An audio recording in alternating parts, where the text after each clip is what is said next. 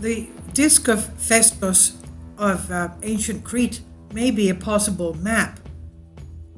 The pictograms that structure the inscription of the disk of Phaistos remain a Gordian knot of archaeology, for most of it is just a 16-meter clay disc located in the Museum of Heraclean Crete. It was excavated in 1908 from the ruins of the old Minoan palace of Phaistos. On its baked clay, 2.1 centimeters thick, is printed a mysterious spiral inscription with 122 symbols on one side and 119 on the other side. Printed because, quite simply, this material is the first in the world to be written from typographic elements. That is, they were stamps on the clay. In fact, on the 100th anniversary of its discovery, the question arose whether the album is genuine or counterfeit.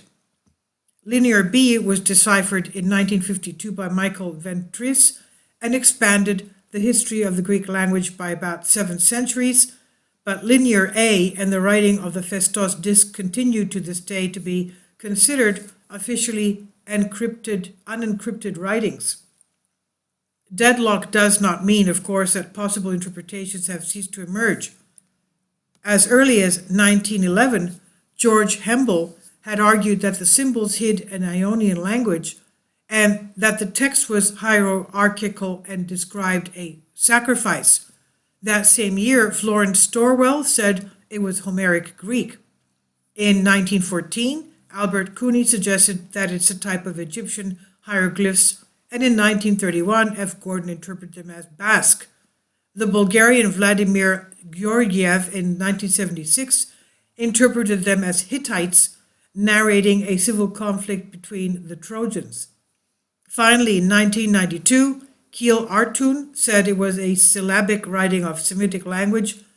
The same was later said by 2 other researchers, Kiros Herzl-Gordon and Jean Best. All of these, however, were linguistic considerations without proof, as the text of the album is sister, quote-unquote, without any in the world containing the same exact symbols. The nirvana of the unproven epigraphists was disturbed in 1975 by the invasion of mathematics and informatics in linguistic research. That year, a mathematician from Luxembourg, Jean Fauconneau, claimed that he had solved the riddle through a statistical comparison and that the text of the disc was only Proto-Ionian, a language spoken by the descendants of the Pelasgians in the Aegean. In fact, as the beginning of the text, he gave the phrase Arion, the son of Argos, is incomparable. He distributed the spoils of battle.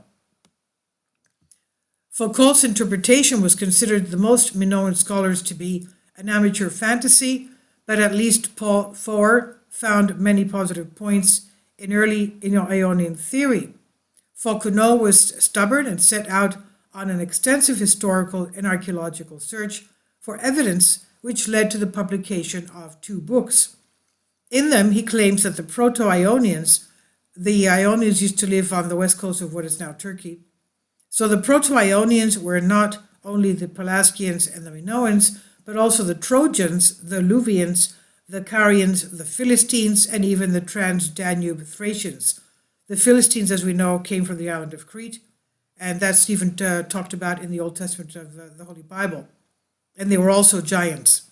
Now, the shock here says the shock was doubled when in 1998, Minas Tsikritsis announced that his own computer research had led him to conclude that Linear A was the writing of the Aeolian dialect, such as that spoken by the Luvians opposite Lesvos, the island of Mytilene, in the northern Aegean.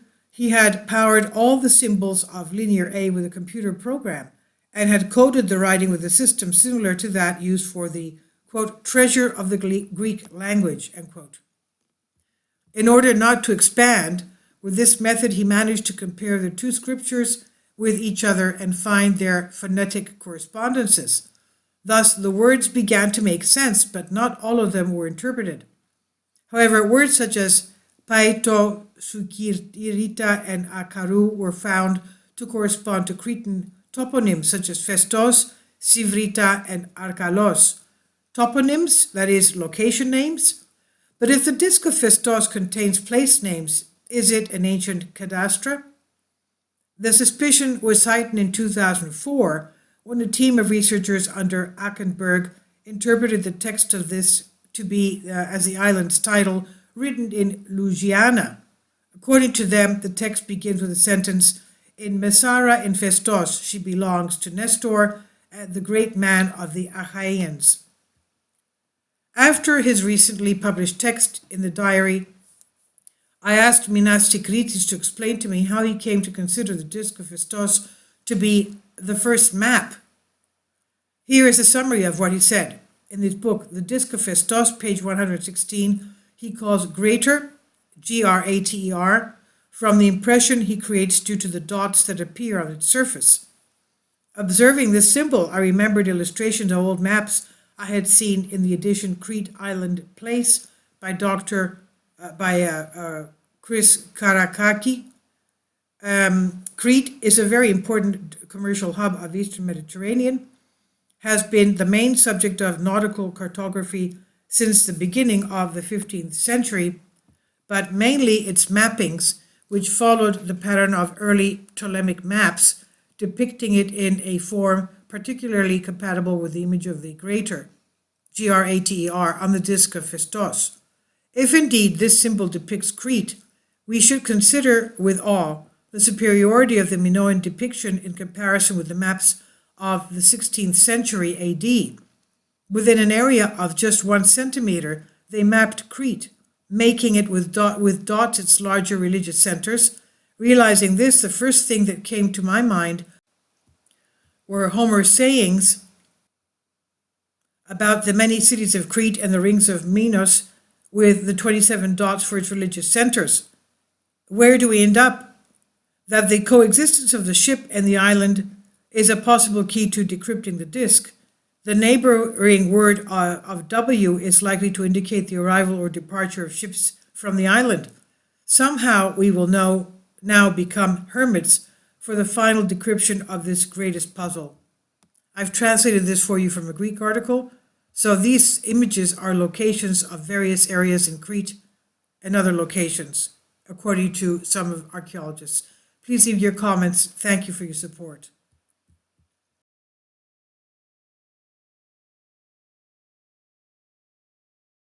Support my Patreon account. The daily posts are 5 videos daily, and they are totally different from what I have on my YouTube channel. Thank you so much for your support and that you find all my content so interesting. You'll find the Patreon account details in the description box